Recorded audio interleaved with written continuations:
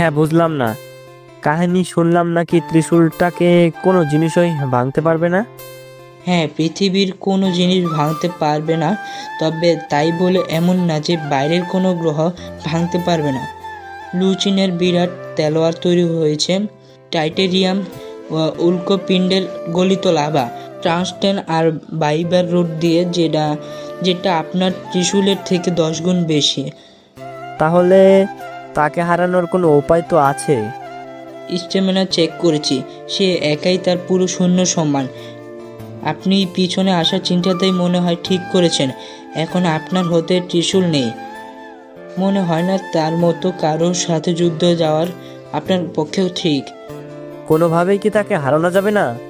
আপনি আমাদের বাকি সৈন্যদের আনার ব্যবস্থা করুন, সবাইকে পানিতে আসতে বলেন, তারপর এখানে নিয়ে আসুন। পানি থেকে টেলিপোর্ট হলে কখনো জানতেই পারবে না যে আমরা কোথায় গেছি। ঠিক আছে মহারাজ।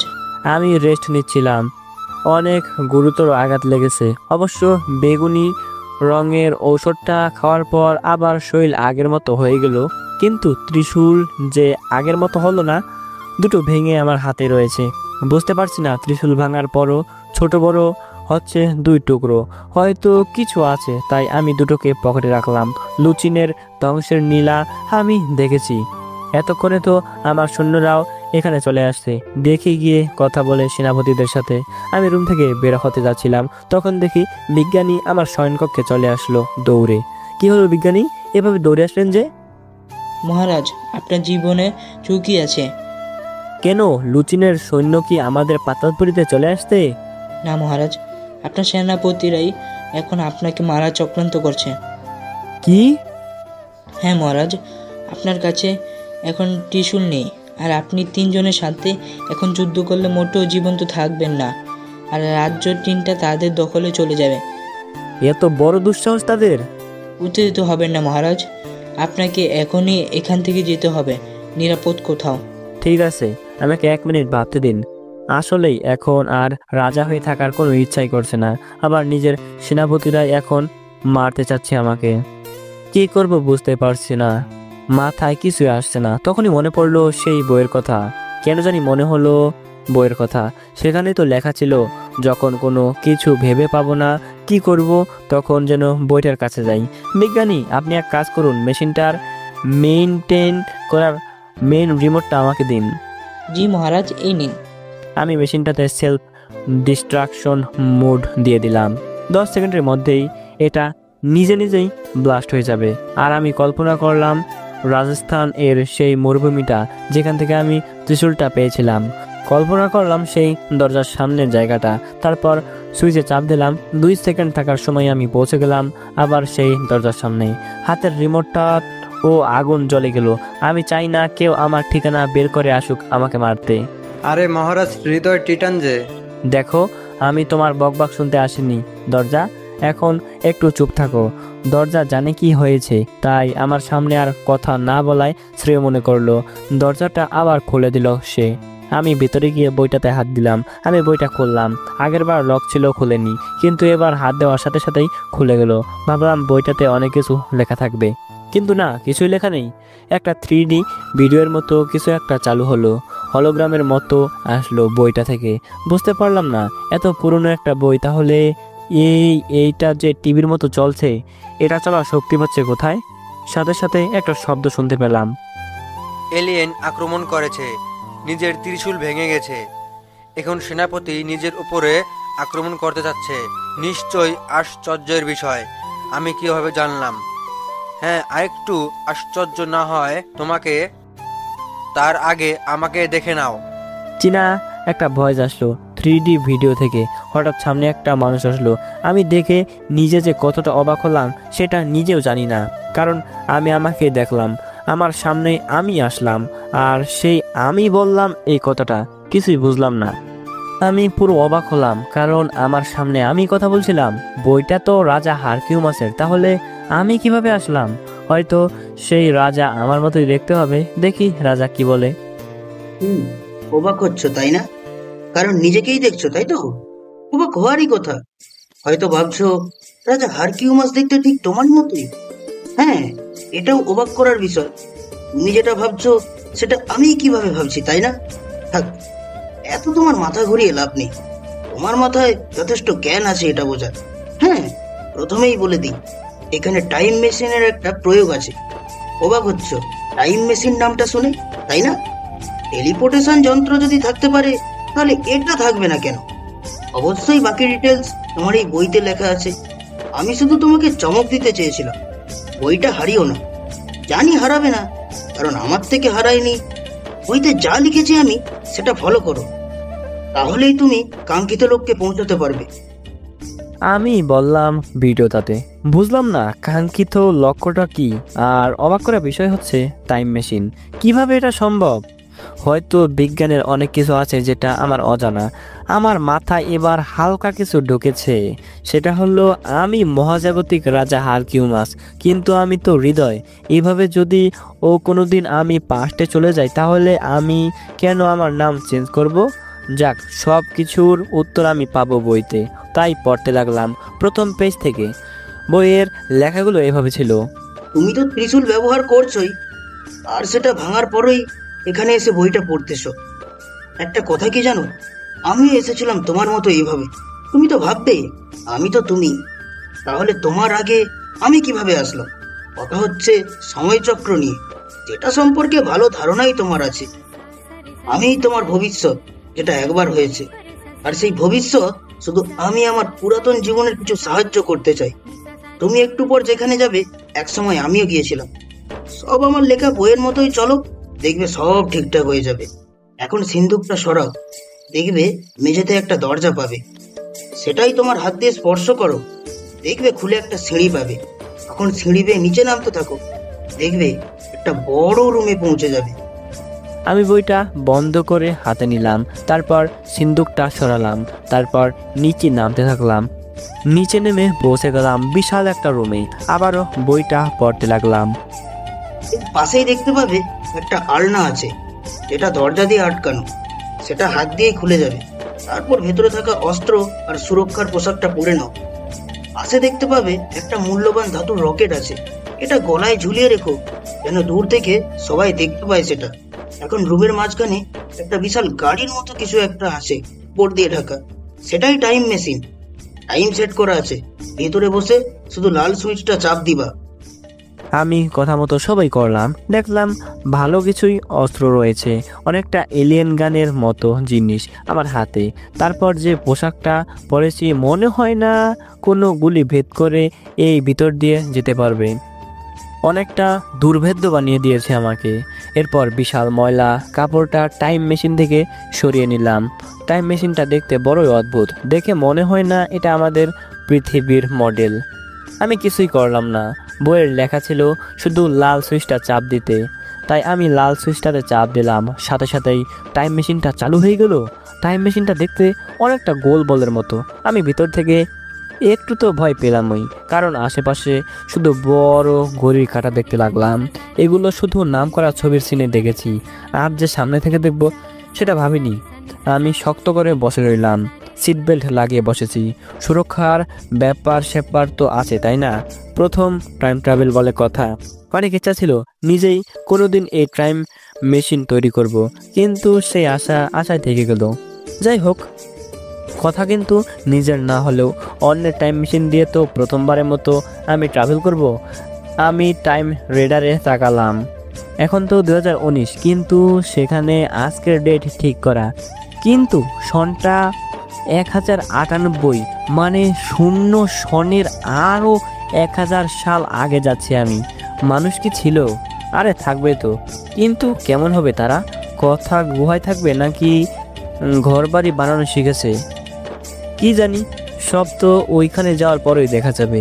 একটু পরই আমার মাথা ঘোরা শুরু করে দিল।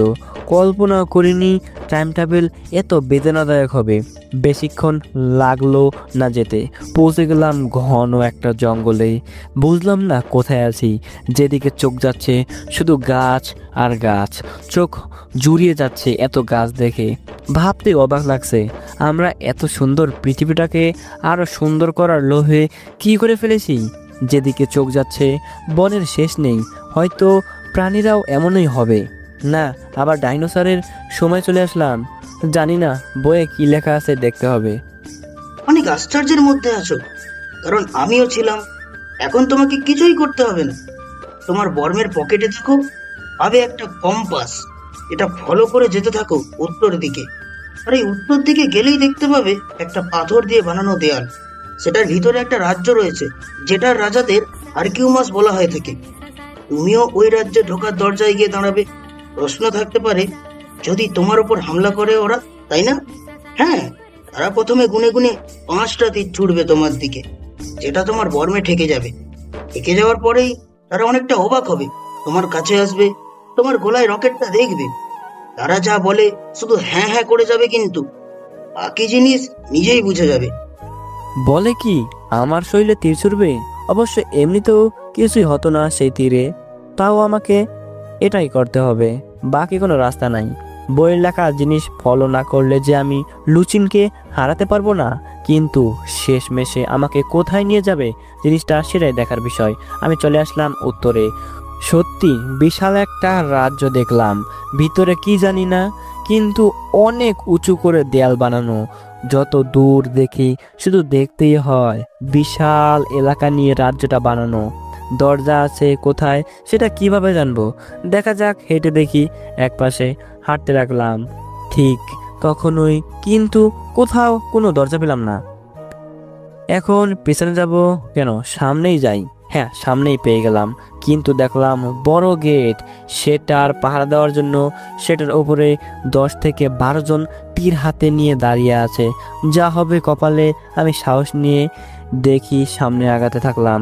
ঠিকই তারা গুনে গুনে 5টা তীর মারলো, তবে দেখলাম আমার পরা বর্মে দেখে সেগুলো নিচে পড়ে যাচ্ছে। ভালোই লাগলো, আমি তো সুপারম্যান হয়ে গেছি। শুধু এখন যদি নিজেই উঠতে পারতাম তাহলে কতই না ভালো হতো, কিন্তু সেটা সম্ভব হবে কিনা জানি না। দেখলাম দূর থেকে তারা থেমে গেছে, বুঝলাম না কি হবে, কিন্তু বয়ে তো আছে, এখনই তারাই আমার কাছে আসবে। এসে কি করবে জানি না, যদি বন্দি করে রাখে আমাকে। অবশ্য এরা সবাই মানুষ, এদের থেকে তো আর আমার ভয় নাই, কারণ আমার শরীরে তো জিনদের শক্তি রয়েছে। একটু পরই দেখতে পেলাম বিশাল কাঠের দরজা ওপর থেকে খুলে যাচ্ছে, ভিতরে অসংখ্য সৈন্য। আমি যা ভেবেছিলাম তার থেকে ভয়ানক। ভেবেছিলাম যদি আক্রমণ করে তাহলে সবগুলোকে মেরে গুঁড়ো করে দেব, কিন্তু এ তো দেখি পুরো 1000-এর উপরে সৈন্য। এত সৈন্য আমি কি করে হারাবো?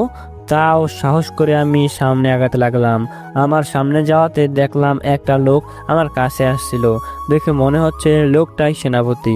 আমার কাছে এসে আমার গলার রকেটটা দেখলো, তারপর সে নিজেই আমাকে কুর্নিশ করলো। সেই সাথে তার পিছনে সকল সেনারাই আমাকে নিচু হয়ে কুর্নিশ করলো। আমি তো পুরাই চমকে গেলাম।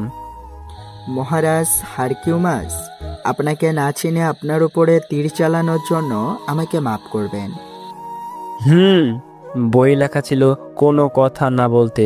প্রশ্ন জাগাইতেছে আমাকে রাজা হারকিউমাস বলছে, কেন এরা? মহারাজ, আমরা আপনার অপেক্ষাতেই ছিলাম, কবে যে আপনি আসবেন আর আমাদের রাজা ছাড়া এই রাজ্যের ভার আপনি নেবেন। আমি চুপ রয়েছি, একটু বোঝার চেষ্টা করতেছি। একটু পর আরেকটা লোক এলো, দেখে মনে হচ্ছে মন্ত্রী টাইপের কিছু একটা হবে। সে আমার কাছে এসে পাশের সেনাপতি টাইপের লোকটার সাথে কথা বলল। তারপর সে আমার গলার রকেটটা দেখে সেও আমার সামনে কুর্নিশ করলো। আমরা অত্যন্ত দুঃখিত মহারাজ হারকিউমাস, আপনি এখন আমাদের সাথে চলুন আপনার শাহী রাজমহলে। আমি আপনার মন্ত্রী হিরাত, আর এই হলো আপনার সেনাপতি লুখিল।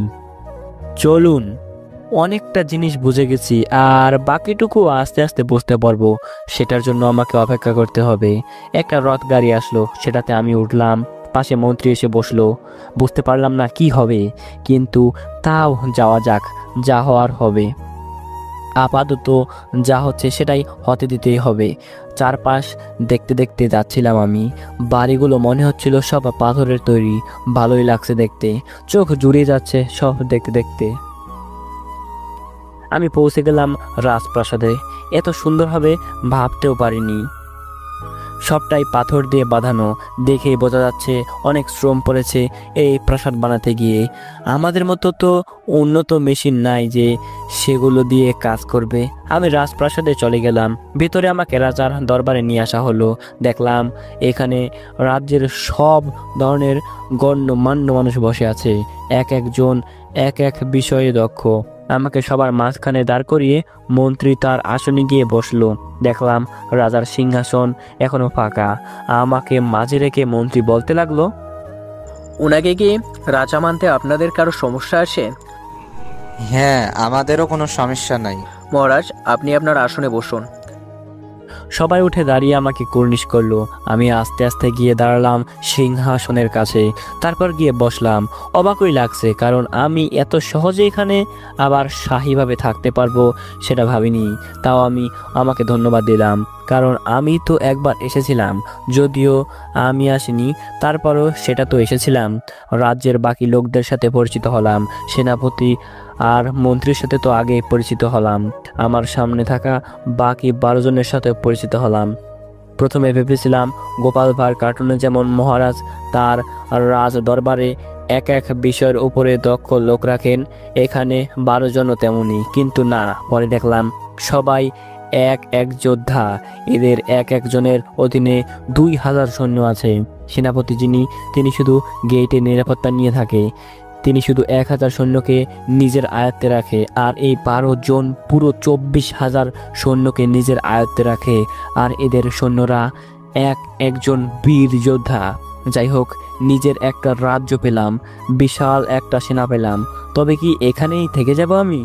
যারা তো আমাকে বলেছিল রাজা হারকিউমাস নিজে থেকেই উধাও হয়ে গিয়েছিল, তার মানে আমি এখানে অনেক দিন থেকে তারপর আবার ভবিষ্যতে চলে যাব। তবে আমি এখানে কি করতে এসেছি, এমন কিছু তো আছে যেটা আমি নিতে এসেছি। বইটা পরে দেখে যাক। আমি রাজদরবার থেকে চলে আসলাম। মন্ত্রী আমাকে এক এক করে কাহিনী বলতেছেন আর এক এক করে রুম চিনাচ্ছিলেন। অবশ্য কাহিনীর আগা মাথা শুনে কিছুটা বুঝতে পারলাম, যেটা হলো রাজার যে রানী ছিল তারই গলায় ছিল আমার এই লকেট। যুদ্ধের সময় রানীকে একটা সুরক্ষিত জায়গায় রাখা হয়, কারণ তার পেটে আমাদের রাজার বাচ্চা ছিল, আমাদের ভবিষ্যৎ রাজা ছিল। যুদ্ধে তো আমরা জিতে চাই, কিন্তু আমাদের রাজা গুরুতর আঘাত পায় যুদ্ধে, আর আমাদের রানীর ঠিকানা পেয়ে যায়। তাই তারা হত্যা করে ফেলে তাকে। সেটা বলতে পারবো না, কারণ সেটা হলে আমরা তার মৃত শরীর পেতাম। হ্যাঁ, আমার আম্মা সেখান থেকে পালিয়ে গিয়েছিল। অনেক কষ্টে তিনি অন্য একটা রাজ্যে পৌঁছে যান, সেখানেই আমার জন্ম হয়। কিন্তু জন্মের সময় তিনি মারা যান। কতটা কষ্টে যে আমি বড় হয়েছি সেটা আমিই জানি। আমি ব্যাপারটা বুঝতে পেরে শুধু সেটাই একটু ঢিল মেরে দিলাম। আমাদের ক্ষমা করবেন মহারাজ, আমরা কিছুই করতে পারিনি। আমাদের মহারাজ এই 20 বছর অনেক চেষ্টা করেছে আপনাদের খুঁজতে, কিন্তু তিনি খুঁজে পাওয়ার আগেই ইন্তিকাল করেন। তাহলে আমি আমার পিতাকে সামনে রেখে দেখতে পেলাম না? আরও কিছুদিন আগে আসলে হয়তো পারতেন। আপনি একদম সঠিক সময় চলে আসছেন, আর কিছুদিন পর আসলে হয়তো আপনার সেনাদের মাঝে একটা লোভ চলে আসতো সিংহাসন পাওয়ার। যে এমন ভাববে তার গর্দান যাবে। জি মহারাজ। আমি এখন বিশ্রাম করব মন্ত্রী, অনেক ক্লান্ত আমি। জি মহারাজ, আপনার শয়নকক্ষে আপনাকে নিয়ে যাওয়া হচ্ছে। আমাকে নিয়ে আসলো আমার শয়নকক্ষে। মনে একটা প্রশ্ন ছিল, রুমে কি পাখা আছে? আবার ভাবলাম আমার তো ঠান্ডা গরমের অনুভূতিই নাই, কিন্তু রুমে এসে পাখার ব্যবস্থা দেখে চোখ তো চড়াক গাছে উঠে গেল। দুটো মেয়ে হাতে বিশাল পাখা নিয়ে দাঁড়িয়ে আছে। এভাবে কি আমার ঘুম হবে? আমি ওদের দুজনকে পাঠিয়ে দিলাম। মনে হলো খুশি হলো, কারণ সারা রাত না ঘুমিয়ে বাতাস করতে হবে ওদের। হয়তো এখানে বাতাস না, অন্য কিছু ওদের দিতে হয়। আচ্ছা, সেগুলো বাদ দিলাম। আমি শুয়ে পড়লাম। মন্ত্রীকে বললাম আমার খুব খিদে পেয়েছে, সে আমার খাবারের ব্যবস্থা করবে। আমি এই সুযোগে বইটা পড়তে লাগলাম। এতক্ষণে মন্ত্রীর কাছ থেকে কাহিনী শুনলে, তাই না? আর হ্যাঁ, বুঝেছো কিভাবে তোমায় চলতে হবে? ভাবছো এখানে কি রাজা হতে এসেছো নাকি, তাই না? এখানে এসেছো জাদুর মালিক হতে। দেখো, পৃথিবীতে 2 ধরনের ম্যাজিক দেখতে পাবে, একটা হোয়াইট আর অন্যটা ব্ল্যাক ম্যাজিক। এর ভিতরে যেটা হোয়াইট ম্যাজিকটা তুমি ব্যবহার করছো, সেটাই কি হলো শেষমেশ? তোমাকে হারাতে হলো। নিজের সেনাপতিরাই তোমাকে মারতে চাইলো। তাহলে লাভ কি সেই হোয়াইট ম্যাজিকের? হ্যাঁ, লাভ আছে, পরেরটা পরে বললাম। তোমাকে এখানে জিততে হলে হোয়াইট ম্যাজিক পুরোপুরি ব্যবহার করা শিখতে হবে। হোয়াইট ম্যাজিক তো শুধু তোমার ত্রিশূলের মধ্যেই ছিল, এখন ত্রিশূল ছাড়া কিভাবে ব্যবহার করবে সেটা শিখতে হবে তোমায়। প্রশ্ন জাগতেছে, সেটা কিভাবে শিখবে, তাই না? সেটা তুমি কালকেই বুঝতে পারবে সেটা কিভাবে পারবে। আপাতত এই পর্যন্তই। পরের গুলো পড়ার ইচ্ছা থাকলেও পড়তে পারবে না, কারণ কালকেই খুলবে সেটা। আমি অপর পৃষ্ঠা উল্টিয়েও কিছু পেলাম না, সব সাদা। কালকে কি জানতে পারবো আমি? তবে ব্ল্যাক ম্যাজিকের কথা লেখা, সেটা পরে ভালোই লাগলো। অনেক ইচ্ছা ছিল ব্ল্যাক ম্যাজিক শেখার, আশা করা যায় সেটা শিখতে পারবো। আমি কিছু মুভি দেখেছি যেটাতে ব্ল্যাক ম্যাজিক ব্যবহার করে। বেশিরভাগ হলিউডের অ্যানিমেশন মুভিগুলো ভালো লাগে, যেটার কাহিনী ব্ল্যাক ম্যাজিক নিয়ে। যেমন শেষ একটা মুভি দেখলাম, দি স্টোলেন প্রিন্সেস। এমন ব্ল্যাক ম্যাজিক মুভিগুলো ভালোই লাগে, সেগুলো দেখে মনে হয় আমি রাজা না হয়ে যদি একজন ব্ল্যাক ম্যাজিশিয়ান হতে পারতাম। আচ্ছা, সমস্যা নাই, বইয়ে যেভাবে লেখা আছে তাতেই বোঝা যাচ্ছে খুব শীঘ্রই শিখে ফেলবো হোয়াইট ম্যাজিক। দেখা যাক কালকে কি হয়। একটু পরই মন্ত্রীর সাথে আরো দুজন লোক আসলো, হাতে বিশাল বিশাল লোহার গামলা। সব বিছানার পাশে ছোট্ট টেবিলটাতে রাখলো। ভালোই লাগলো দেখে যে এই সময়তে ও টেবিল ছিল। আমার সামনে গামলাগুলো সরালো। আমি তো খাবার দেখেই মাথা ঘুরে পড়ে যাওয়ার মতো অবস্থা হলাম। ভেবেছিলাম ভাত পাবো, কিন্তু না, পুরো এক গামলা ভরা বড় বড় মুরগির রান। বাকি দুটোতে দেখে মনে হচ্ছিল গরু হবে। দেখা যাক খেয়ে। মহারাজ, এটা বেড়ার মাংসের খাবার আর এটা হাতির মাংসের খাবার। ঠিক আছে, সবই চেষ্টা করে দেখি। মুরগির রানের কাবাবগুলো খাচ্ছিলাম। এদের খাবার কি শুধু প্রোটিনই নাকি অন্য কিছু আছে? যাক, সেটা আস্তে আস্তে দেখা যাবে। এখন যদি তেমন কিছু জিজ্ঞাসা করি তাহলে আমাকে ভিন্ন গ্রহের প্রাণী ভাববে। অবশ্য গ্রহের কথা তাদের মাথাতেও ঢুকবে না, কারণ এখনও সেটা নিয়ে আবিষ্কার হয়নি কিছুই। তাই এদের সাথে তাল মিলিয়ে চলতে হবে আমার। আমি সেইভাবে খাচ্ছিলাম। মহারাজ, জি মন্ত্রী। কাল আপনার বাবা মানে আমাদের পুরাণ মহারাজের প্রিয় মিত্র আসছে। তিনি কেন আসছেন? আপনি আসছেন সেই খবর পায়রা দিয়ে তার কাছে পাঠিয়ে দেওয়া হয়েছে। তিনি আজকেই রওনা দিয়েছেন। ওনার লোকজন নিয়ে আসতে কালকে 2 প্রহর হয়ে যাবে। ওকে, ঠিক আছে, আমাকে আর বিরক্ত করলো না মন্ত্রী। আর আমি তো খেয়েই চলেছি। অবশ্য মুরগির সবগুলো কাবাব শেষ করে ফেলেছি। হাতিরটা সুস্বাদু ছিল, কিন্তু অনেক শক্ত, ছিঁড়তে গেলে সেগুলো দাঁতে লেগে যায়। তাই আমি মুরগিটা দিয়ে পেট ভরালাম। তারপর সেগুলো নিয়ে গেল পাশে থাকা 2টা লোক। সব শেষে এখন ঘুম দিতে হবে। সব স্বপ্নই পূরণ হচ্ছে, কিন্তু নিজের জীবনটাই ঠিক হচ্ছে না। কবে যে সুখে থাকতে পারবো? এসব ঝামেলা আর ভালোই লাগে না। দেখা যাক কালকে কি হয়। নতুন কোনো চমক কি আমার জন্য অপেক্ষা করতেও পারে। সারাদিন স্বপ্নের মধ্যে কাটলো। এভাবে এত সহজে যে রাজত্ব পেয়ে যাব এটা কল্পনা করিনি আমি। কিভাবেই বা কল্পনা করব?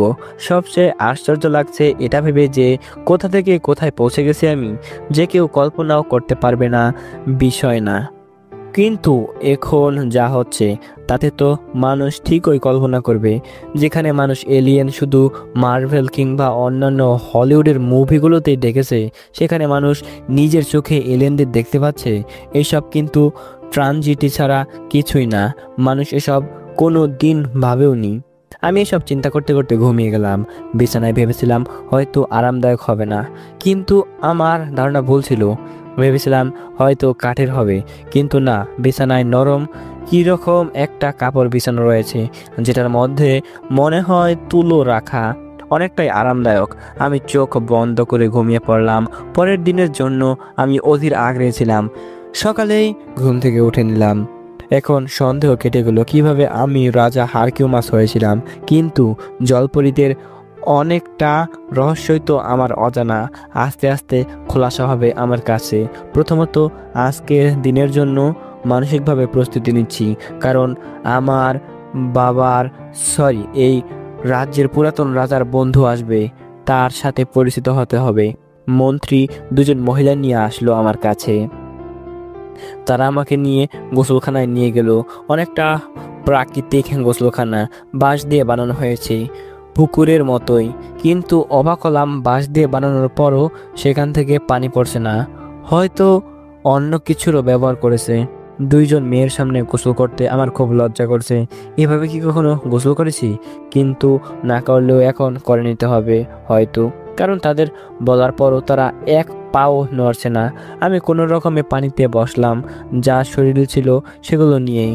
আর মেয়ে দুটো তাদের নরম হাত দিয়ে সাবানের মতো কিছু একটা দিয়ে আমাকে ডলে গোসল করে দিচ্ছে। ভালোই আরাম লাগছিল। পানি ছিল গরম পানি, আর মেয়েরা গোসল করে দিচ্ছে। এটাই তো রাজাদের স্টাইল। ইস, এখন যদি যারা, নীলা আর মোহনা থাকতো তাহলে কি এমন মজা আমি পেতাম কখনো? ওরা পেতে দিত না। যাক, কোনো রকমে গোসল শেষ করে আমার জন্য আনা শাহী পোশাকটা পরে নিলাম। আর যাই হোক, রাজা বলে কথা, ভাবলাম মন্ত্রী মনে হয় এখন আমার নাস্তার ব্যবস্থা করবে, কারণ অনেক ক্ষুধা লাগছিল। কিন্তু মন্ত্রীর দেখলাম এই বিষয়ে কোনো হদিশই নাই। আমাকে কি না খাইয়ে রাখবে দুপুর পর্যন্ত?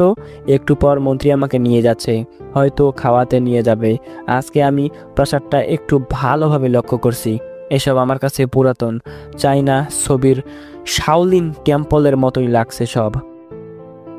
চেহারায় এদের মধ্যেও চাইনা চাইনা ভাব আছে, আর এদের তীর চালানোর স্টাইলও ওদের মতোই। সে যাই হোক, আমার ক্ষুধা লাগছে, আগে সেটা কিভাবে পূরণ করব আপাতত সেটাই ভাবছি। মন্ত্রী আমাকে নিয়ে বিশাল ডাইনিং টেবিলে নিয়ে আসলো। সেখানে আমার খাবারের ব্যবস্থা করা হয়েছে। প্রথমে ভাবলাম হালকা চা নাস্তা করাবে, কিন্তু পরে অবাক হলাম, কারণ কালকের মতোই আবারও মাংসের কাবাব আমার সামনে নিয়ে আসা হলো। এই হালারা কি শুধু কাবাবই খায় সবসময়?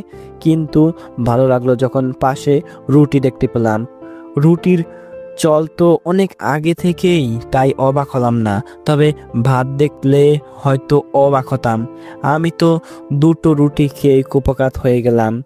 যে বড় বড় এক একটা রুটি। যাক, কোনো রকমে খেয়ে আমি উঠে আসলাম। না হলে আরও কয়েকটা গামলা কাবাব নিয়ে আসবে আমার সামনে। আগে কাবাব খাওয়ার অনেক ইচ্ছা ছিল, সব সময় তো আর খাওয়া হতো না, মাঝে মাঝে খাওয়া হতো, কিন্তু এখন দেখছি সব সময় কাবাব খেতে হবে। খাওয়া শেষ হওয়ার পর মন্ত্রী আমাকে নিয়ে আসলো রাজ দরবারে। আমি গিয়ে বসলাম আমার সিংহাসনে। দরবারের বাকি সদস্যরাও হাজির ছিল। মন্ত্রী আমাকে বলতে শুরু করলো, মহারাজ, আপনার পিতার মিত্র আসছে আজকে দুপুরের দিকেই। হ্যাঁ, কালকে তো বললেন তিনি আসবেন, কিন্তু আসছেন না কেন? আপনি ফিরে আসছেন এটা জেনে তিনি আর অপেক্ষা করবেন না। আপনার পিতাকে দেওয়া কথা তিনি পালন করবেন। মানে, আমার পিতাকে তিনি কি কথা দিয়েছিলেন?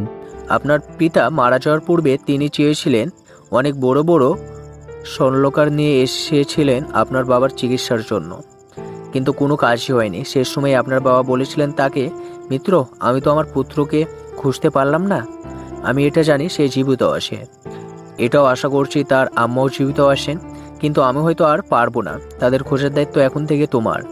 আর আমার ছেলেকে যদি তুমি পাও তাহলে কথা দাও আমাকে যে তোমার দুই কন্যার একজনের সাথে তার বিয়ে দিয়ে আমার ছেলেকে তোমার নিজের ছেলে বানিয়ে নেবে। কি? হ্যাঁ মহারাজ, আর রাজা হিরোনাস আসছে আপনার পিতাকে দেওয়া কথা পূরণ করতে। মানে আমাকে তার মেয়েকে বিয়ে করতে হবে? হ্যাঁ মহারাজ। আমি একজন রাজা, আমি চাইলেই না করতে পারি। এটা আপনার পিতার বানানো আইন। যদি আপনি অমান্য করেন তাহলে আপনাকে ঘাড় ধাক্কা দিয়ে বের করে দেওয়া হবে এই প্রাসাদ থেকে। আপনি তখন আর রাজা থাকবেন না। এ কেমন কথা? এটাই নিয়ম মহারাজ। ওকে, তাহলে আমাকে একটু ভাবতে হবে এই বিষয়ে। আমি রাজ দরবার থেকে আমার শয়নকক্ষে চলে আসলাম। এই বিয়েটা আমাকে কি পেয়েছে? আমার কি বীর রাশি নাকি? না না, এই বিয়ে যেভাবে হোক আমাকে আটকাতে হবে। দেখি বইটাতে কি লেখা আছে। আমি বইটা খুললাম। কি, আবারও একটা চমক চলে আসলো, তাই না? এত বিয়ে কিভাবে করবে, তাই না? ভুলে যেও না, তুমি একজন রাজা। আর এটা কোনো এক রাজা আর এক রানীর সুখের গল্প না, এটা একটা ট্র্যাজেডি মূলক গল্প, যেখানে রাজাদের অনেক বউ হয়ে যায়। তাই তোমারও হয়েছে। আর হ্যাঁ, অবশ্যই আরো হতে পারে। এটা নিয়ে বেশি ভাবতে হবে না। যাক, আসল কথায় আসি। তোমার সাথে রাজা হিরোনাস তার ছোট মেয়ের বিয়ে দেবে। অনেক সুন্দর তার ছোট মেয়ে, সাথে অনেক গুণবতীও। যদি হ্যাপি ফ্যামিলি বানাতে চাও তাহলে ওই মেয়ে তোমার জন্য পারফেক্ট। কিন্তু তুমি যে জন্য এসেছো তার কোনো কাজেই লাগবে না ওই মেয়ে। আমার দরকার তার বড় মেয়েকে। রাজাকে যখন বলবা তোমার বড় মেয়েকে বিয়ে করবে, তুমি রাজা মানা করবে, কিন্তু পরে রাজি হয়ে যাবে, কারণ সে বড় মেয়ের বিয়ে দিতে পারছে না কোথাও।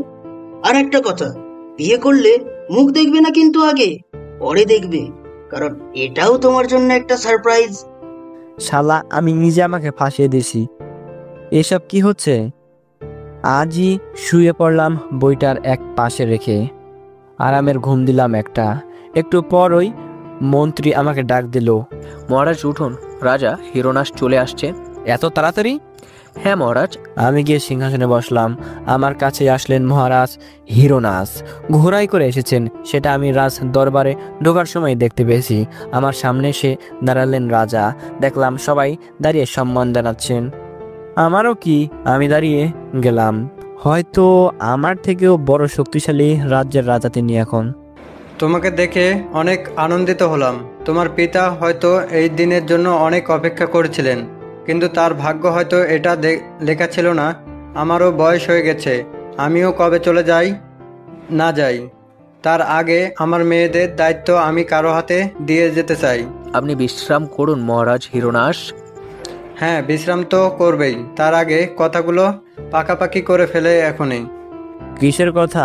আমি এই যে পালকিতে আমার দুটো মেয়ে, আমার ছোট মেয়ের সাথে তোমার বিয়ে হবে।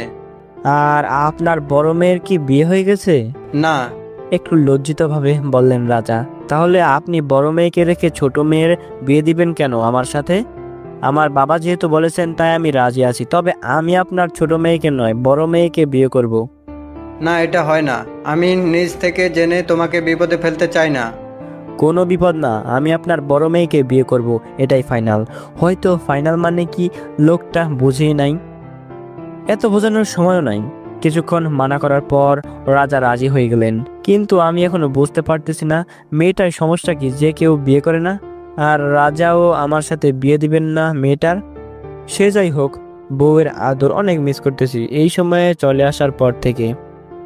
একটাকে নিয়ে আসলেও কাজে দিত, কিন্তু এখন যখন ফ্রিতে রাজার সাথে রাজ্য সাথে বউ পাচ্ছি, এগুলো কি মিস করা যায়? অবশ্য মিস করা যায় না, তাই তো মিসও করব না, দেখা যাবে পরে কি হয়। রাজা হিরোনাস আমার কথা শুনে হয়তো অবাক হয়েছেন।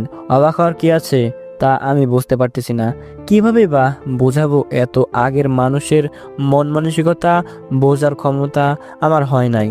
আমি কোনো কথা আর বলছি না, সেও আর কথা বলছে না। এতক্ষণ খেয়াল করলাম একটা পালকি রাজদরবারে চলে আসছে, ভাবলাম হয়তো সেটাতেই দুইজন রাজকন্যা নিয়ে রাজা হিরোনাস আসছেন, কিন্তু পরক্ষণেই ভুল প্রমাণিত হলো। দেখলাম একটু পর আরেকটা পালকি আসলো। এটা আর প্রথমটার মতো নয়। দরবারে থাকা সব লোকই একটু ভয় পেয়ে গেল। ভয় পাওয়ারই কথা, কারণ প্রথম পালকিটা যেমন সুন্দর করে সাজানো হয়েছিল, এই পালকিটাও সুন্দর করে সাজানো হবে, এটাই ভেবেছিলাম। সাজানো আছে কিন্তু ভয়ঙ্কর সব নাক্স দিয়ে। আর সবচেয়ে ভয়ঙ্কর জিনিস হলো প্রথম পালকিটা সাধারণত 4 জন লোক বহন করে নিয়ে এসেছে, কিন্তু পরেরটা একা একাই হাওয়ায় উড়ে এসেছে। অবাক তো এখানে হওয়ারই কথা। দরবারের প্রত্যেক মানুষই হালকা ভয় পেয়ে গেছে। ভয় তো পাওয়ারই কথা। ভিতরে হলিউড মুভিগুলোর মধ্যে যেমনে ডাইনির দেখায় তেমন কিছু একটা আছে। আমি বুঝতে পারলাম ভেতরে যে আছে হয়তো সে জাদুর অধিকারিণী, আর আমার ধারণা যদি ঠিক হয় তাহলে ভেতরে রাজা হিরোনাসের বড় মেয়ে রয়েছে। তো রাজা হারকিউমাস, তুমি মনে হয় হালকা ভয় পেয়ে গেলে? জি না মহারাজ হিরোনাস। আমি এজন্যই তোমাকে মানা করেছিলাম। আমার বড় মেয়ের রাজকুমারী রিদিতার উপরে জাদুকর হিগমার অভিশাপ পড়েছিল, তাই সে জাদুকরণী হয়ে গেছে। ও, রাজকুমারীর নামটা শুনে মনে হালকা আঘাত লাগলো আমার, কারণ আমার নিজের আপন বোনের নামও রিদিতা। তাই তো তোমাকে আমার ছোট কন্যাকে বিয়ে করতে বলেছি। আমিও আপনাকে বলতেছি, আপনার বড় কন্যা যেমনই হোক, যত বিপজ্জনকই হোক, আমি তাকেই বিয়ে করব। আচ্ছা, যেটা আপনার ঠিক লাগে, আমার এতে কোনো সমস্যা নাই। তবে আমার একটা শর্ত আছে। কি শর্ত? তোমাকে আজই বিয়ে করতে হবে। কিন্তু মহারাজ, সেটা কিভাবে সম্ভব? আমাদের মহারাজের বিয়ে আজকেই হবে কেন, আয়োজন ছাড়াই? আমিও আয়োজনের মধ্য দিয়ে বিয়ে করাতে চেয়েছিলাম, তবে সেটা করাতে যদি আমার ছোট মেয়ের সাথে বিয়ে হতো। রিদিতা কখন কি করে ফেলে তার ঠিক নেই। তাই তো আজকে যত তাড়াতাড়ি সম্ভব বিয়েটা আমি দিয়ে দিতে চাই। আচ্ছা, আমারও সমস্যা নাই। আমার কৌতূহল একদিক দিয়ে বেড়ে যাচ্ছে, কারণ মনে হচ্ছে জাদুকরণী বউ পাবো। যখন যা ইচ্ছে খেতে চাইবো জাদু দিয়ে বানিয়ে দিবে মুহূর্তেই। আদৌ কি এটা সম্ভব কিনা সেটা আমি জানি না, তবে বুঝতেছি সামনের অ্যাডভেঞ্চারগুলো আমার সেই রকম যাবে। এই জামানার নিয়মে আমার বিয়েটা হয়ে গেল, এখানে অন্য কোনো নিয়ম খাটাতে গেলে আমার গর্দান তো যাবেই। তবে অবাকের বিষয়, যাকে বিয়ে করলাম এখনো তাকে আমি দেখলামই না, বরং একবার দেখা হয়েছিল রাজার ছোট মেয়ের সাথে। মনে হয় কিছু বলতে চাইছিল, কিন্তু লজ্জায় কিছুই বলে নাই। কি আর বলবে, মেয়েটা মনে মনে কষ্ট পাইছে। থাক, ওর কষ্ট নিয়ে ভাবলে হয়তো কাহিনী উল্টে যাবে, তাই ওকে সাইডে রাখলাম। আমি আমার শাহী কক্ষে ঢুকলাম। একটু সুন্দরভাবেই সাজানো হয়েছে এই কক্ষটা। আজকে ভিতরে দেখলাম চুপচাপ বসিয়ে রাখা হয়েছে আমার সদ্য বিবাহিত বউটাকে। ভাবলাম একটু কথা বলে দেখি। Hi. No reply. How are you? এখনো নো রিপ্লাই। আপনি কি কানে শুনেন না কিছু? No reply. আমি এবার একটু রেগে ওর হাতটা ধরতে যাব, এমন সময় কি হলো বুঝলাম না। আমি মনে হয় বিদ্যুতের ঝটকা খেলাম। রুমের দেয়ালে জোরে বাড়ি খেলাম, আমি অনেক জোরে বাড়ি খেলাম, তবে তেমন কিছুটা হলো না আমার। হয়তো সেটা জলপরীদের দানের জন্য। আমি অবাক হলাম, স্বামীকে কি কেউ এইভাবে আঘাত করে? কিন্তু বেশি অবাক হলাম ওর শক্তি দেখে। আমাকে এক ঝাটকায় ফেলে দিল, এটা খুবই অবাক করার বিষয়। দুঃখ লাগতেছিল, এখনো চেহারাটা দেখতে পারলাম না। মনে হয় সন্ন্যাসী হবে, তাই স্বামীকেও শরীরে হাত দিতে দিল না। আচ্ছা, দেখা যাবে, এর বদলাও আমি নিব, অনেক সুন্দর করে নিব। দেখো, মেয়েটা চুপচাপ শুয়ে পড়লো।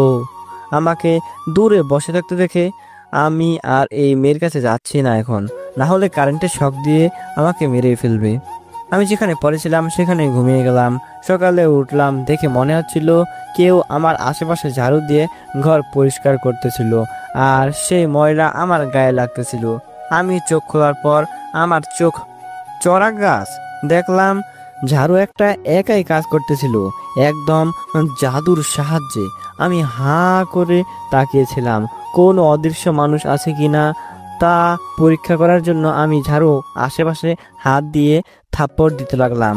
একদম বাচ্চার মতো করতেছিলাম, যে কেউ হেসে দিবে এটা দেখলে। এটাই স্বাভাবিক। বিজ্ঞানের জীবনে জাদুকে কয়জনে বিশ্বাস করে? আর সেই জাদু যদি চোখের সামনে ভেসে ওঠে তাহলে তো কৌতূহল বেশি হবেই। আমিও বিজ্ঞানের মাধ্যমে সমাধান করতে চাইলাম, কিন্তু কোনো বিজ্ঞানী এর সমাধান হয়তো দিতে পারবে না। দিলেও শেষে হয়তো বলবে এখানে জিন কিংবা আত্মার হাত রয়েছে। আমি জিনের জাদুগুলো দেখেছি, তাদের জাদুর মধ্যে আশ্চর্যজনক কিছু পাইনি। তাদের জাদু খুব সাধারণ। অমন সাধারণ জাদু আমার ভালো লাগতো না বলে আমি শিখিনি, কিন্তু আমার ব্ল্যাক ম্যাজিক শেখার অনেক ইচ্ছে। তবে একটা প্রশ্নও থাকে, সেটা হলো আমার নতুন বউটা কোন জাদু ব্যবহার করছে? সাদা জাদু হলে কি সে আমার উপরে অ্যাটাক করতো? হয়তো কালো জাদুই হবে। আচ্ছা, সেটা দেখা যাবে। আমি হুমড়ি খেয়ে বউটার কাছে গেলাম। ও যখন বাঁশর রাতে জাদু দিয়ে আঘাত করে কেমন লাগে এইটার অভিজ্ঞতা তো হয়েই গেল, তাই না? আমার পুরো কনফিডেন্স আছে আমার নিজের ওপর যে বেশিক্ষণ লাগবে না ওটাকে লাইনে আনতে। কি করবা সেটা তো তুমি জানোই।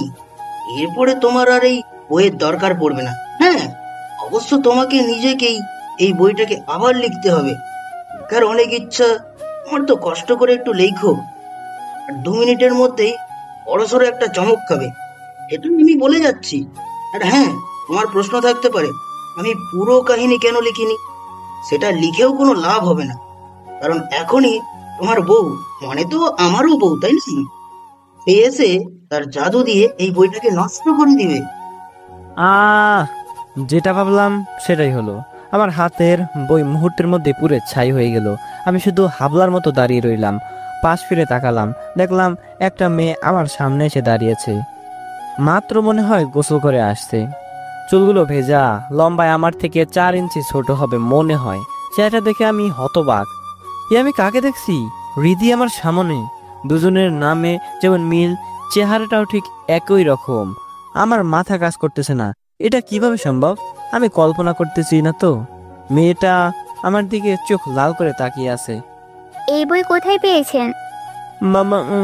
মানে এই বই পেয়েছেন কোথায়? ওইটা আমার বাবার বই। আমাকে পাগল পেয়েছেন? ওইটা জাদু দিয়ে বানানো একটা বই। ওইটা আপনার বাবার কাছে কিভাবে আসছিল? কি জানি, ওইটা পড়লে নাকি জাদু শেখা যায়, তাই বাবা কোন জাদুঘরের কাছ থেকে নিয়েছিল। আমার তো অনেক আগে থেকে জাদু শেখার অনেক ইচ্ছা, তাই মন্ত্রী আমাকে দিল বইটা। মূর্খ, এটাও জানেন না জাদুকরের আশীর্বাদ ছাড়া কখনো জাদু শেখা যায় না। আমি তো শুনলাম আপনি একজন জাদুকরিনী, তাহলে আপনি আমাকে আশীর্বাদ দিন। না, কখনো না। এ বিষয়ে কথা না বললে আমি খুশি হব। আর আমি বলে রাখি, আমাকে কখনো বিরক্ত করবেন না। আমাকে আমার মতো থাকতে দিয়েন। ওকে, সমস্যা নাই। আমি সেখান থেকে চলে আসলাম। কিভাবে বউদের সাইজ করতে হয় সেটা আমার ভালো করে জানা আছে। বউদের হিংসা হয় বেশি, আর তারা স্বামীদের ভাগ কাউকে দিতে চায় না। এটা তো একটা চিরন্তন সত্য। তাই তো এখন মিশন রাজার ছোট মেয়ে, একটু লুতুপুতু করতে হবে ছোটটার সাথে। তাই এইটাকে দেখিয়ে দেখিয়ে তাহলেই কাজ শেষ। কাজে নেমে পড়তে হবে আজকে থেকেই। মাঝে মাঝে তো ভয়ই করে মেয়েটাকে দেখলে, গম্ভীর হয়ে বসে থেকে। কারোর সাথে মনে হয় বেশি কথা বলে না মেয়েটা। এরকম মানুষেরাই বেশি ভয়ানক হয়, কখন কি করে বসে তার কোনো ঠিক ঠিকানা পাওয়া যায় না। আমার মনে হচ্ছে আজকের দিনটা ভালো যাবে না, কারণ রাতই যা কেটেছে। আমি চলে আসলাম আমার শাহী গোসলখানায়। গোসলটা শেষ করেই আমার কক্ষতে ঢুকতে যাব, তখন রুমের বাইরে দেখলাম দাঁড়িয়ে আছে রাজার ছোট্ট মেয়ে, আর সাথে মনে হয় ওদের দাসী হবে দুইজন। আমাকে দেখেই ওরা সবাই মাথা নিচু করলো। বউ তো এমন হওয়া দরকার, স্বামী দেখলে মাথা নিচু করে সব কথা শুনবে।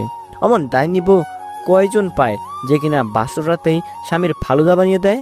আমি ভেতরে ঢুকতে চাচ্ছিলাম, তখন রাজার ছোট মেয়ে বলে উঠলো, ভিতরে যাবেন না মহারাজ হারকিউমাস। আমার রুম, আমি ভিতরে যাব না তো কে যাবে? ভিতরে আপু সাজতেছে, এখন আপনি ভিতরে গেলে আপু রেগে যাবে। আপনি অন্য একটা কক্ষে গেলে ভালো হবে। দূর, আমি মেয়েটার কথা না শুনি ভিতরে ঢুকলাম। ভেতরে ঢুকার পরই আশ্চর্য হলাম, কারণ হৃদিতা বসেছিল বিছানার উপরে। এ তো আগে আয়না না থাকাটাই কথা, কিন্তু ও জাদু দিয়ে সামনে আয়না বানিয়ে নিয়েছে। চিরুনির মতো কিছু একটা একা একাই ওর মাথার চুলগুলো ঠিক করে দিচ্ছে, আর ও বসে বসে কি যেন একটা পড়তেছিল। আমি অবাক হয়ে তাকিয়েছিলাম ওর দিকে, বেশ আগ্রহ নিয়ে তাকিয়েছিলাম কি করছে ও। হঠাৎ মেয়েটার চোখ খুলে আমার দিকে তাকালো, পুরো সাদা হয়ে গেছে ওর চোখ দুটো। মনে হয় আমাকে এভাবে রুমের মধ্যে আশা করে নিও। অদ্ভুত করার বিষয় হলো আরও, কারণ ওর চুলগুলো আস্তে আস্তে সাদা হয়ে গেল। মনে হয় কিছু একটা করেছে, সেগুলো হাওয়ায় উঠতে লাগলো। আমি এখন অনেকটা ভয় পেয়ে গেলাম। আমি আর সাহস করে দাঁড়ালাম না, কারণ দাঁড়ালে আমার 12টা বাজিয়ে দিত। আমি দৌড়ে বাইরে আসলাম। কি হয়েছে মহারাজ? আপু কি কিছু করেছে? না, কি করবে, কিছুই করার আগেই আমি চলে আসলাম। ও আচ্ছা, আপনার নাম কি? রিনিতা। ও আচ্ছা, রিনিতা। বলতে পারবেন আপনার বোনের চোখ আর চুলগুলো সাদা হয়ে গেল কেন? আপু ছোট থেকেই একা থাকতে পছন্দ করেন, কখনো কারোর সঙ্গ পছন্দ করতো না। এমনকি আমি পাশে থাকলেও আমাকে তাড়িয়ে দিত। আর আপু যখন জাদুকরের অভিশাপে অভিশপ্ত হলো, তারপর থেকে বেশি রেগে গেলে আপুর চোখ আর চুল সাদা হয়ে যায়। যাক বাবা, তাহলে অনেকবার বেঁচে গেছি। কিছু বলবেন? না, কিছু বলিনি। আমাদের এখানে থাকা হয়তো ঠিক হবে না, আপু রেগে গেছেন অনেক। হায় রে কপাল, আপনার বাবার কথা মতো আপনাকে বিয়ে করলে ভালো হতো। আপনার মতো মেয়ে কি হয় বলুন? তবে আমার জাদুকরিনী অনেক পছন্দ। ভাবতেছি আপনাকে বিয়ে করে আপনাকে আপনার বোনের থেকেও বড় একজন জাদুকরিনী বানাবো। আমি অনেকটা জোরে বললাম কথাটা। কি? অবাক হলেন মনে হয়? একজন বউ থাকতে পারে রাজার, এমন তো কোনো কথা না। রাজা চাইলে আরো অনেক বিয়ে করতে পারবে। আর তাছাড়া আপাতত তো আমি আপনাদের অর্ধেক সম্পত্তির মালিক হলাম। আপনাকেও বিয়ে করলে আপনার বাবার পুরো সাম্রাজ্য আমার হবে। সেটা রাজা হব আমি, আর রানী হবেন আপনি। আর আপনার বোন তো একা একা থাকতেই ভালোবাসে, তার জন্য একটা ভয়ানক প্রাসাদ বানিয়ে দিব। মেয়েটা কোনো কথা না বলেই ওর সাথে থাকা দাসী দুটোকে নিয়েও চলে গেল। দেখে বোঝা যায় কত নিষ্পাপ একটা মেয়ে। শালার, কেন যে বইয়ের কথা শুনলাম, মনে হয় আমি মদ খেয়ে লিখেছিলাম বইটা। কি দেখে নিজের বোনের চেহারার মেয়েটাকে আমি বিয়ে করলাম বুঝলাম না। আমার তো মনে মনে খুব অসহায় লাগছে এখন, কিন্তু কি করার, বোনের চেহারা হলেও তো বোন নয় এটা, আমাকে মেনে নিতে হবে। আমি রিনিতার সাথে কথাগুলো একটু জোরে জোরে বলেছিলাম, যেটা হয়তো আমার বউটার কানে ঠিক হয়ে গেছে। হিংসা তো একটু হবেই, না হলেও আমাকে অন্য রাস্তা দেখতে হবে। কিছুক্ষণ পরে আমি রুমে ঢুকলাম, মনে হয় এখন ঝড় শান্ত হয়ে গেছে। কোনো কথা বলছে না, একটা বই পড়েছে আর আপেলের একটা ঝুড়ি নিয়ে বসে আছে, একটা করে আপেল খাচ্ছে আর বইয়ের পাতা উল্টাচ্ছে। এখানেও জাদুর ব্যবহার করছে, কারণ হাত দিয়ে বই উল্টাচ্ছে না, বরং একা একাই পৃষ্ঠাগুলো উল্টাচ্ছে। এবার আমি ভয় পেলাম না, বরং আমি ওর পাশে গিয়ে বসলাম। কিছুই বললো না ও। আমার আবার খুব খিদে পেয়েছে, আপেলটা দেখে লোভ সামলাতে পারলাম না। একটা আপেল আমি ঝুড়ি থেকে উঠালাম, সেইটা খেতে যাবো, এমন সময় আমার হাতে থাপ্পড় মেরে ফেলে দিল আপেলটা। কি হলো, আপনার আপেলও কি হাত দেওয়া যাবে না?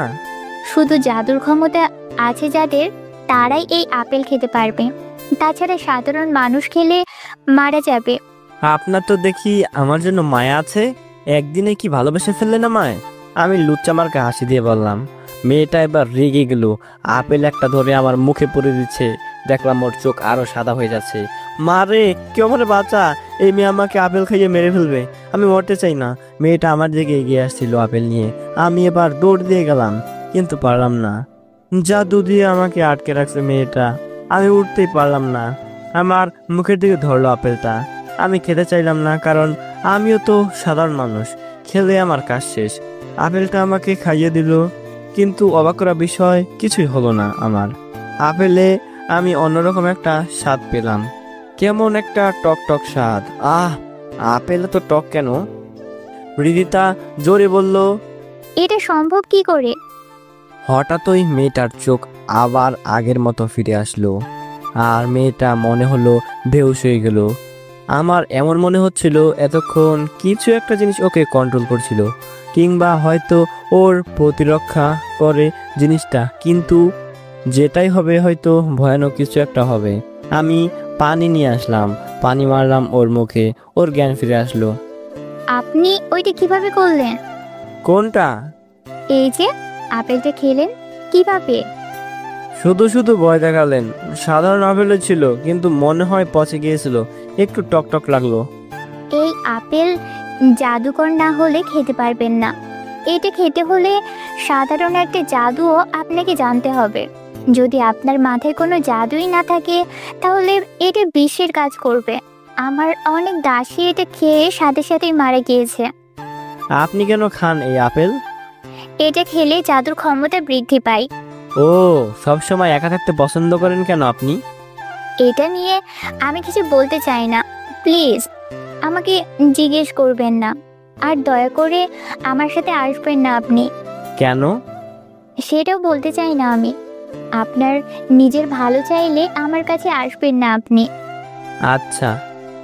সবচেয়ে বড় ভুল করেছেন আপনি, আমার ছোট বোনকে বিয়ে না করে আমাকে বিয়ে করে। এটাই আমার নিয়তে লেখা ছিল। এর ফল থেকে বাঁচতে চাইলে আপনাকে আর আমাকে আলাদা করে থাকতে হবে। কিন্তু কেন সেটা তো বলেন। আর কিছু বলতে দিল না মেয়েটা আমাকে। কি একটা মন্ত্র পড়ে ফু দিল, সাথে সাথে আমি উড়ে রুমের বাইরে চলে আসলাম। দরজা একা একাই বন্ধ হয়ে গেল।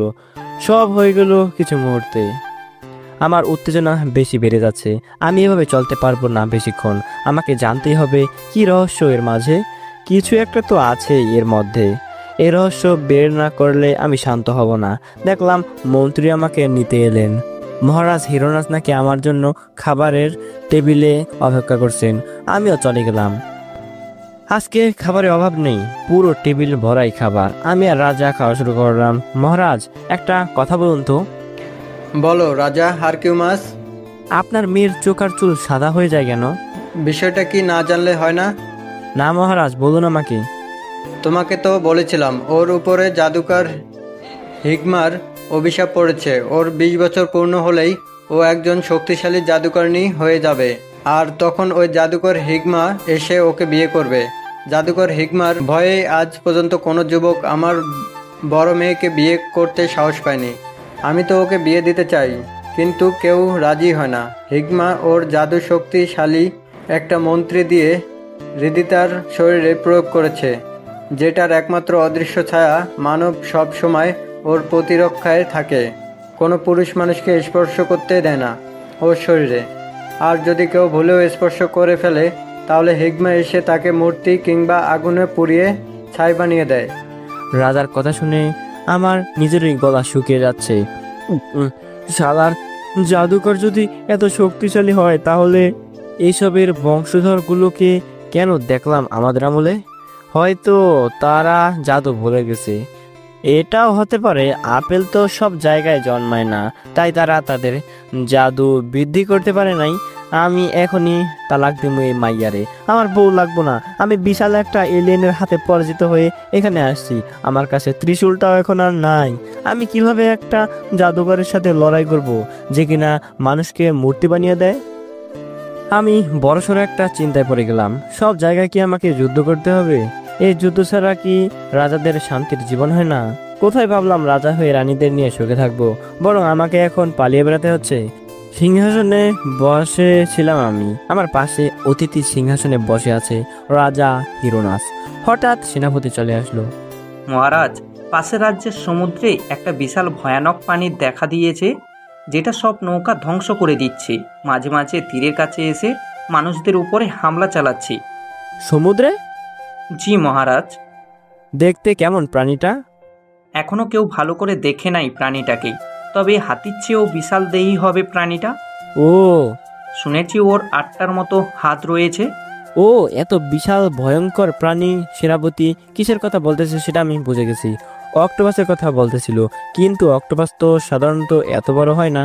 তাহলে নিশ্চয়ই এটা জলপরীর রক্ষিত সেই বিশাল অক্টোপাসের মধ্যে একটা। তাহলে এখানেও জলপরী রয়েছে? আমার তো ভাবতে অবাক লাগছে যে জলপরী এখানেও রয়েছে। পাতালপুরী তো এখনো সৃষ্টি হয় নাই, কারণ রাজা হারকিউমাস মানে আমার এখান থেকে হারিয়ে যাওয়ার পরই আন্ডারগ্রাউন্ড সৃষ্টি হবে। তবে কি আকাশপুরী রয়েছে এখনো? হ্যাঁ, যদি পাতালপুরী থাকে তাহলে আকাশপুরীও থাকবে। আমার একটু পানিতে নামতে খুব মন চাচ্ছে।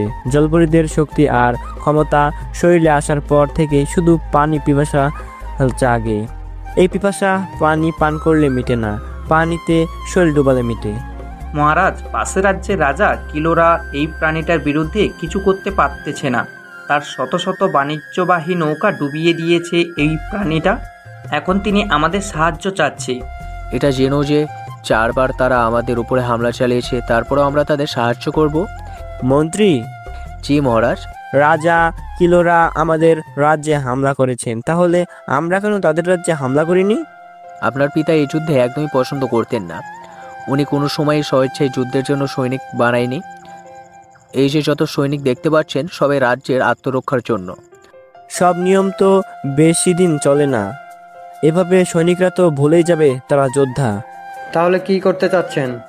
সেনাপতি আর সেনা কমান্ডার গণ, আপনারা আপনাদের সৈনিকদের প্রস্তুত করেন। অনেক হয়েছে, এবার আমরা যুদ্ধ ঘোষণা করব তাদের বিরুদ্ধে। মহারাজ, এটা কি ঠিক হবে? যা বলেছি সেটাই করুন। জি মহারাজ। যাক, কিছু অ্যাকশন তো করতে পারবো। আমি মন্ত্রীকে বললাম একটা সংবাদ রাজা কিলোরার কাছে পাঠিয়ে দিন। মহামন্ত্রী? কি সংবাদ? বলুন রাজা হারকিউমাস তাদের সাহায্য করতে প্রস্তুত। জি মহারাজ। আমি চুপ করে বসেছিলাম, তখন রাজা হিরোনাস বলে উঠল, তোমার চালটা আমি ঠিকই বুঝতে পেরেছি। তোমার বাবার জন্য আমিও কোনো রাজ্য যুদ্ধ করতে পারতাম না, কিন্তু তুমি একদম তার থেকে আলাদা। যদি আমার সৈন্যদের তোমার প্রয়োজন হয় তাহলে নিতে পারো। মানুষের সাথে যুদ্ধের জন্য এত কিছু করতে হয় না, শুধু তাদের একটু ভয় দেখাতে পারলেই হয়। কি করে ভয় দেখাবা? সেটা দেখতে থাকুন। সিংহাসন থেকে আমি চলে আসলাম আমার কক্ষে। দেখলাম 2 বোন বসে আছে। রিনিতা ও বোনের সাথে কথা বলার চেষ্টা করছে, কিন্তু কোনো লাভই হচ্ছে না। বড়টা কথাই বলে না, মাঝে মাঝে ধমক দেয়, কিন্তু রিনিতা তাতে কোনো ভয় পায় না। আমি রুমে ঢোকার পরই ছোটটা রুম থেকে চলে গেল বাইরে। আপনাকে বলেছিলাম এক রুমে থাকা আপনার জন্য ভালো হবে না। আপনি চলে যান এখান থেকে। আপনার মনে হয় আমার জন্য চিন্তা হচ্ছে? চিন্তা হবে কেন? এই যে আপনার আশেপাশে থাকলে কিংবা আপনাকে স্পর্শ করলে হিগমা এসে আমাকে পাথর করে দিবে, আর আপনি সেটা চান না। আমি কিছুই জানি না। কেন? আপনিও তো জাদু জানেন। জাদু দিয়ে আমাকে পাথর থেকে আবার মানুষ বানাবেন? বুঝতে পেরেছি, আমার জন্য পড়তেছে আপনার। ভালোবেসে ফেলছেন? আজব। তাহলে কি হিগমার প্রেমে পড়ছেন? আমি কোনো কথাই বলতে চাই না। আমিও আর জ্বালালাম না ওকে। এদিকে রাত ঘনিয়ে আসলো। আজকে খুব ইচ্ছে করছে একটু সমুদ্রে নিজের আধিপত্য দেখাতে, কিন্তু আমার কাছে তো ওরার মতো কোনো শক্তি নেই, আর সবার চোখের আড়ালে তো যাওয়া অসম্ভব। কিন্তু যাব কিভাবে? আচ্ছা, আপনার জাদুর ক্ষমতা কেমন? মানে আমাকে উড়িয়ে পাশের সাগরে ফেলতে পারবেন? সাগরে গিয়ে কি করবেন? তার মানে আপনার সে ক্ষমতা নেই, শুধু হালকা পাতলা জিনিস উড়াতে পারেন? কি? যাক, রেগে গেছে। ভাগ্য ভালো পাথরের দেয়াল ভেঙে পাঠায়নি, জানালা দিয়ে উড়িয়ে দিয়েছে। মনে হলো আমি একটা বল আর কেউ আমাকে ছুঁড়ে মারলো। আমি কুচিমুচি হয়ে পড়লাম গিয়ে সমুদ্রের পানিতে। বুঝতে পারলাম অনেক শক্তি আছে তার। আমি ইচ্ছা মতো সাঁতার কাটতেছিলাম, এমন সময় নারী কণ্ঠে শুনতে পেলাম। প্রথমে ভয় পেয়ে গেলাম যে কোনো জলপরি তো আসলো না। পরে দেখলাম কিছু একটা উঠতেছিল, মনে হলো একটা আকাশপরি, কিন্তু ডানা ছাড়া কিভাবে উঠছে মেয়েটা সেটা আমার মাথায় ঢুকতেছে না কোনোভাবেই। পরক্ষণে দেখলাম মেয়েটা হৃদিতা। ও উঠতে পারে, এটা আগে জানলে ভালোই হতো। চালাকি করে ওকে ধরে আসতে পারতাম এখানে। হুদাই বলের মতো উড়ে এসেছি। মনে হয় এত রাতে আমাকে এভাবে উড়তে দেখে কেউ উড়োজাহাজের মডেল করেছিল, আর সেটাই আমাদের বর্তমান সময়ের প্লেনের মূল নকশা। তাহলে প্লেনের জনক তো আমাকে দেওয়া উচিত ছিল, সেটা কেন দিল না বুঝলামই না। এত দূরে উড়ে আসলেন, তাও কিছুই হলো না আপনার? দেখতে হবে না, জাদুকরিনীর স্বামী আমি। সত্যি করে বলুন তো, আপনি কে? আমি আপনার ভিতরে অন্যরকম কিছু একটা বোধ করি, অনেক শক্তিশালী কিছু একটা বোধ করি, আমি আপনার মধ্যে। আমি তো সাধারণ একজন মানুষ, তবে সাধারণ মানুষের থেকে একটু বেশি কিছু করতে পারি। মানে? চলুন দেখাচ্ছি। আমি সমুদ্রের তীরে বসলাম, আর হৃদিতা হাওয়ায় বসে আছে। হয়তো ময়লা লাগবে না গায়ে। আমি তো শরীরে পানি লাগিয়ে বসে আছি, আজ সেই লাগতেছে আমার। যদি জলমানবদের মতো আমারও লেজ হতো তাহলে আরো ভালো লাগতো মনে হয়। আমি পানিতে একটা হাত দিলাম, চোখটা বন্ধ করলাম। আশেপাশে যত প্রাণী আছে সবগুলোকে আমি অনুভব করতে লাগলাম, সবগুলোকে আমার দিলে ডাকতে লাগলাম। সব প্রাণীগুলো আমার ডাকে সাড়া দিল। কিছুক্ষণের মধ্যেই পানির হাজার হাজার প্রাণী আমার সামনে চলে আসলো। সেখানে ছিল অনেক অজানা প্রাণীও, যারা আমাদের সময়ের অনেক আগে বিলুপ্ত হয়ে গেছে। আমি সবগুলোকে দেখে অবাকই হলাম, কিন্তু সবচেয়ে বেশি অবাক হলাম আমি হৃদিতার কাণ্ড দেখে। আমি যা দেখেছি তার কিছুই দেখে নাই, এটা বুঝতে পারলাম ওর মুখ দেখে। আগেকার মানুষ দেখবে কি করে? পানির নিচে কি আর এরা কখনো গিয়েছে? এসব কি পানির নিচের প্রাণী? হ্যাঁ। এদের আপনি ডাকলেন কি করে? এটাই আমার ক্ষমতা। আমি বুঝতে পেরেছি, আপনি আপেলটা খাওয়ার পরও কিছু হলো না কেন, কারণ আপনিও একজন জাদুকর। আমি আর জাদুকর? হ্যাঁ, পানি জাদুকর। এটা আমি একটা জাদুর বইয়ে পড়েছিলাম। একজন আসবে যে পানির জাদু জানবে। তার মানে আমাকে নিয়ে ভবিষ্যৎ বাণী করা হয়েছিল? হ্যাঁ। আচ্ছা বাদ দিন, এক এক করে পরিচয় করিয়ে দিই এদের সাথে। আমি এক এক করে পরিচয় করিয়ে দিতে লাগলাম। ডলফিনকে দেখিয়ে হৃদিতা বলল, এটা কি? এইটা ডলফিন, অনেক বন্ধুসুলভ একটা প্রাণী। জানেন আমরা কি করি এটাকে দিয়ে? কি করেন? আমরা এর উপরে বসে ভ্রমণ করি। আমি বসলাম একটা ডলফিনের উপরে। বসলে কিছু বলে না এরা? কি বলবে? আমি তো এদের রাজা। আপনি বসেন, অনেক মজা পাবেন। না, আমার ভয় করে। জাদুকরিনীর আবার ভয়? হৃদিতা একটা ডলফিনের উপরে বসলো, কিন্তু সেখান থেকে পরে গেল কিছুটা ভয়ে। হয়তো মেয়েটা সাঁতার কাটতে জানে না, দেখলাম ডুবে যাচ্ছিল। আমি ধরতে চাইছিলাম না, তাও ধরতে হলো। ধরে আমার পিছনে বসিয়ে দিলাম ওকে। কি হলো, ডুবে যাচ্ছিলেন যে? আমাদের জাদু পানিতে নষ্ট হয়ে যায়। কি? হ্যাঁ, তাই তো আমাকে ধরতে পারলেন। আগে বলবেন তো, তাহলে তো পানির সাম্রাজ্য বানিয়ে দিতাম। মানে? থাক, এত মানে মানে করতে হবে না আপনার। আপনি তো পরে গেলেন, এখন শক্ত করে আমাকে জড়িয়ে ধরেন, আমি দেখাচ্ছি কিভাবে ঘুরতে হয় ডলফিনে। হুম। এই তো মজা। বউ লাইনে চলে আসছে, আর হিগমাকে কিভাবে সারপ্রাইজ করতে হবে বুঝতে পারছি আমি। পানি তো প্রথম থেকেই আমার অস্ত্র, এখানেও সেটা ব্যবহার করতে হবে, না হলে হচ্ছে না। ডলফিনের সফরটা ভালোই কাটলো, কারণ অহংকারী বউটা যাকে আমাকে ধরতে গিয়ে শখ খেয়েছিলাম, সেই শখ করে আমাকে জড়িয়ে ধরে বসে আছে। খুব ভালোই লাগতেছিল, মনে কেমন জানি একটা ফুরফুরি পেলাম আমি। কেমন ফুরফুরি বুঝলাম না, তবে চাঁদের নিচে এভাবে ডলফিনের পিঠে বসে সফর করতে বেশি ভালো লাগছিল না। আরও বড় কিছু করতে লাগবে, যেটাই শুধু বসতে না, দাঁড়াতেও পারবো, এমনকি ঘুমাতেও পারবো শুয়ে। এমন কিছু একটা তো মনে হয় তিমি আমাদের দিতে পারবে। আমি ডলফিনে বসা অবস্থায় আমার হাত আবার পানিতে দিয়ে অনুভব করতে লাগলাম আশেপাশে তিমি আছে কিনা। হয়তো এটা তিমির বাচ্চার দেওয়ার সময়, তাই একটাকেও পেলাম না। কিন্তু আজব একটা, আশেপাশে আমি তিমির থেকেও বড় একটা শক্তিশালী কিছু অনুভব করলাম, অনেক শক্তিশালী কিছু একটা। আমি সেটাকে রাখতে চাইলাম, কিন্তু কেন জানি ওর শক্তির সাথে আমি পেরে উঠতে পারলাম না। চোখ খুলতে হলো আমার, আমি একটু নড়ে উঠলাম, আবার চেষ্টা করতে চাইলাম। এবার দেখি এদিকে আসছিল জিনিসটা, আমি ওটার সঠিক আকার ধারণা করতে পারলাম না। জিনিসটা কি হবে আমি বুঝে উঠতে পারলাম না। আপনি প্রাসাদে ফিরে যান। কেন? আপনি যাবেন না? না, কিছু একটা ভয়ানক জিনিস রয়েছে যেটা আমাকে দেখতে হবে। আপনি ফিরে যান। রীতিতাকে আমি ডাঙায় দিয়ে দিলাম, ও কিছুক্ষণ দাঁড়িয়ে তারপর ওর জাদু দিয়ে উড়ে চলে গেল প্রাসাদে। আমি ওর দিকে ফোকাস করলাম না, আমার মূল ফোকাসে রয়েছে পানির ওই বিশাল জিনিসটার ওপরে। যেহেতু পানির, তাই আমার কোনো ভয় নেই, কিন্তু ভয় লাগতেছে জিনিসটাকে আমি কাবু করতে পারলাম না। বিষয়টা খুবই আশ্চর্যের। আমি আবারও চেষ্টা করলাম জিনিসটাকে কাবু করার জন্য, কিন্তু কাজের কাজ কিছুই হলো না।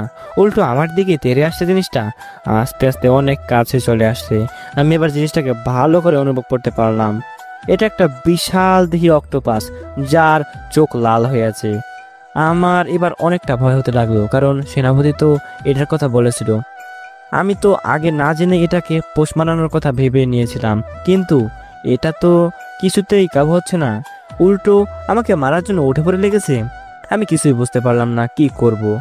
আমার কি দৌড় দেওয়া ঠিক হবে কিনা, এখানে দাঁড়িয়ে দেখব কি হয়।